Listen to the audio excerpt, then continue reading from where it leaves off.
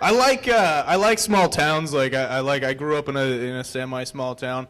I like it because like if you have an accent in a small town, you can do whatever the fuck you want, right? Like James' parents have the run of this place. They can because people are so excited to hear accents. Like I live in Toronto and nobody gives a shit about anything ever there. There's like whatever. But here, like you have an English person, if they want to drink and drive in the Soo, it's totally cool.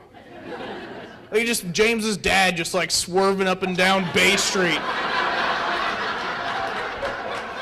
A cop would pull him over and be like, "Hey bud, doing a little swerving back there. What's that all about?" He'd just be like, "I don't know. Might have something to do with the fact I was down at pub all day getting pissed with me mates, you fucking cunt."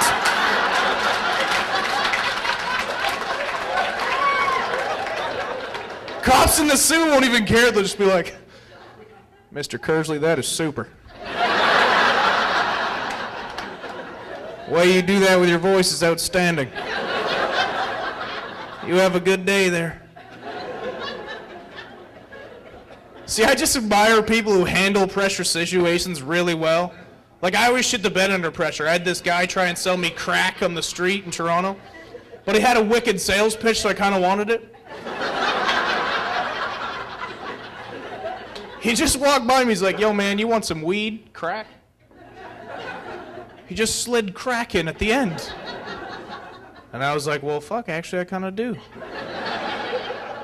At which point I realized I have no idea how to order crack. Because I tried. I was like, "Yeah, man, I'll take 10 cracks."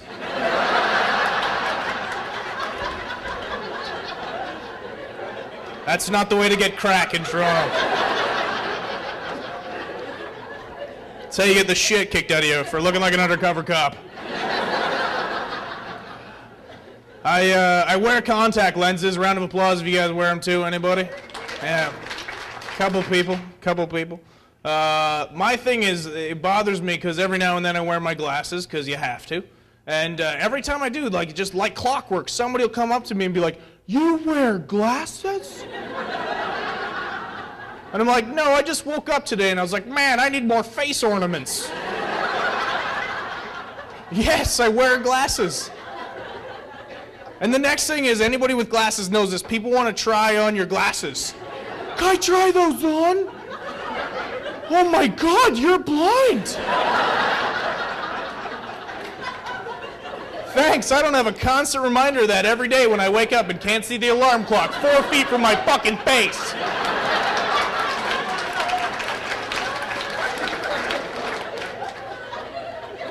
"20/20 vision, pieces of shit." I lived in Vancouver, and you can't get disposable lens replacements in the city that you didn't originally get your contact lenses. It's nearly impossible. I called a local optometrist, and I was like, "Hey, can I order some contacts for you guys?" And in Vancouver, everyone pretends to be nice, so that's what she was. She was like, "Oh, yes, sir. Well, we'll just figure out your prescription. You'll be on your way." And I was like, "No, you don't understand. I know my prescription. I just need you to fill my empty boxes of contacts. You take your cut, and everyone's happy." Well, she turned on me on like a heartbeat. She was just like, "Well, sir, that's like selling prescription drugs to somebody that doesn't have a prescription." I was like, "Really? That really the same thing?" There are people on the sidewalk outside your shop right now panhandling to get $100 to permanently fuck up their vision?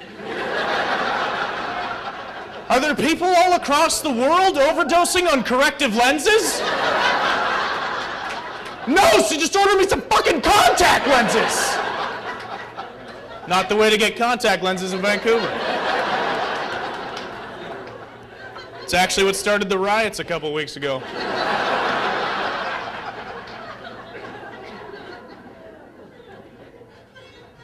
I love, whenever I'm in a building like this, it always reminds me like of couples announcing their engagement. And the funny thing is, like, whenever a young couple announces their engagement, like, Brad and Lisa would like to make an announcement. Like, Brad's like, "I'm really happy to let you guys all know Lisa and I are getting married." There's always one, like, 48-year-old dude in the back who's just like, "Don't do it, buddy!" And everyone laughs and they're like, "Oh, Fred." Except Fred's the one guy in the room that his wife ever left him. He'd just be like shitting, crying, and puking all at once, like like eating beans and finding a knife to cut his face off with. Fuck. Weird Fred. He's a good guy. I gotta be honest with you guys. I have trust issues. I do.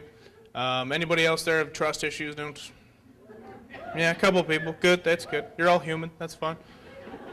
I just always find, like, I don't know if I should trust a friend when I first meet them, so I've devised this little scheme, and it's kind of cool. You guys can try it if you want. Like, what you do is it works perfectly on a night like this, right? Like, you got this potential friend, and you guys get drunk together, and at some point you drop a roofie into their beverage. Just hear me out, okay? When your friend passes out, you take off their pants and you put them on yourself and you shit in them, okay? I know it sounds gross, but when it's somebody else's pants, it's so much fun. When you've done that, you take your pants off and you put them back on your friend, and then you put them on like a bus and you just let them go. Here's where the test comes in. The next time you talk to that friend, if he doesn't tell you he shit himself, fuck him. Yeah. And if he does, again, fuck him, because you don't want to be friends with people who shit their pants. That's disgusting.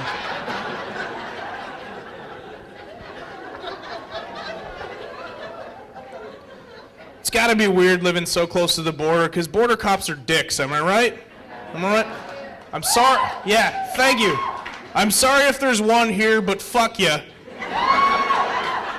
I don't understand, like, they're all assholes, every last one of them, and when you get a nice one, it's weird, it throws you right off. Because you're like, something's gonna happen soon, because I got a nice one once and I got detained.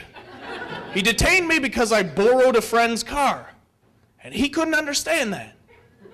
He's like, well, where's your friend right now? He's at work in Toronto. And he just gave you the car? Well, I gotta give it back. And while he was mulling that question and answer over in his head, that's when I realized border cops don't have friends. There's no way. You'd never hang out with someone that you just show up at their house and like, what are you doing here? You invited me over to watch Game 7. Got anything on you? Snacks! Get the fuck out of the doorway! Think about it. You have to be a complete dick to answer or ask the dumbest question to thousands of people every day. You get there and they're like, where are you headed? The other side of the fucking line! Where do you think I'm headed? They're all gonna say the same thing! No one's gonna get here and be like, isn't this more Canada?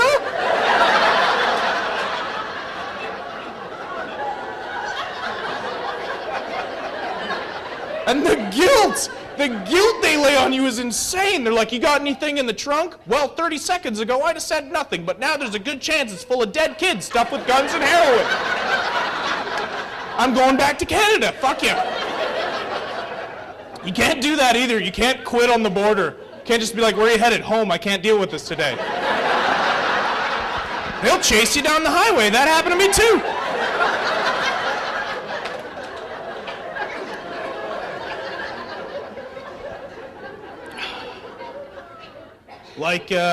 Like James and Lance said, we were in Thessalon yesterday, and it's really good to be in Sault Ste. Marie today, because the fucking traffic was just killing me. It's just fucking gas brake, honk honk all the way through. Traffic fucking absolutely sucks, right? I live in Toronto, it's the worst. It's like traffic all the time. But the worst thing about traffic is having somebody in the car next to you be like, what are all these people doing on the road? I don't know, going to a place? What do you think, there's just thousands of people who woke up today and they're like, well, got fuck all to do today, better go bung up to 401. That's not a thing. People don't do that. The other thing that's not a thing, Dad, is gay people being gay to piss you off. Okay? My dad sees gay people in public and he's just like, they're just doing it to make me angry. To clarify things, Dad, there's no fucking gay guy out or straight guy out there who's just plowing through vaginas every day and just wakes up one day and is like, 62-year-old white dudes really cheesed me off. So I'm gonna start sucking dick and see what happens. Crazy guy. People are weird though, like, we complain about stupid things, like cost complaints all the time. The one cost complaint I do support though is 5-cent bags, all right? 5-cent bags can fuck off. You know? And I like the environment, I think that's a great thing. I just want to change the way we order them, okay? Why do we have to tell them at the start of the checkout? How many bags is he gonna need? Well, I don't know, I'm not a fortune teller. How about we just ring this shit through and sort it out as a team?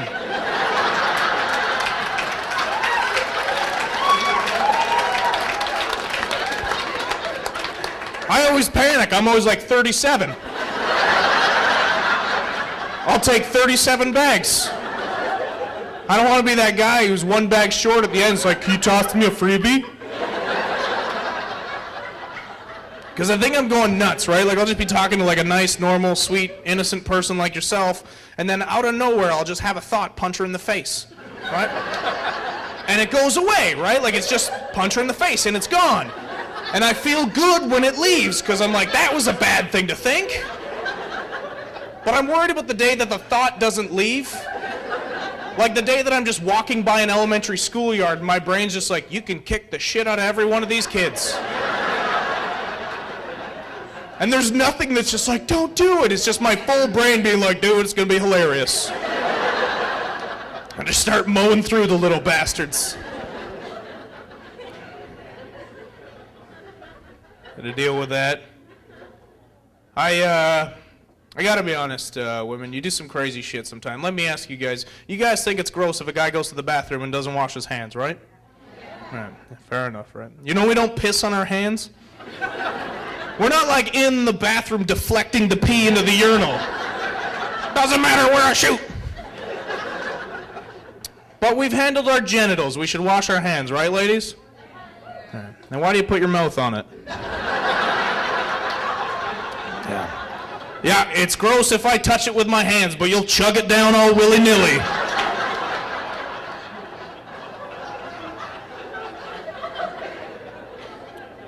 I don't want to come off the wrong way, because I love women. You're beautiful creatures. You're the only reason I've ever done anything in my life. You're the only reason I put pants on and comb my hair ever, because that's the whole goal is to get you. But I have to say this, because you need to know this. Stop being the drunk chick at a street fight, okay? Stop being that person. Because for those of you who don't know who I'm talking about, it's when there's like 10 guys and they file out of a bar and they're gonna fight, but there's a chance that they're not gonna fight until one hammered girl just shows up out of nowhere and is like, kick his fucking ass!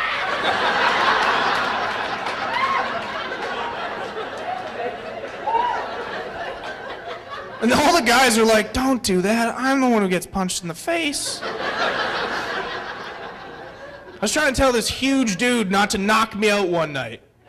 And I had nearly convinced him until my friend Amber, not even my girlfriend, my buddy's girlfriend, came blaring out of nowhere and just slapped him across the face. I didn't know what to do. I was like, you should hit her back. How sweet would that be, eh? Dude takes a nice big right hook at Amber and knocks her out. She's laying there on the ground, unconscious. I take her pants off and shit in them. Thanks a lot, guys. My name's Bebenek. James Kersey, everybody.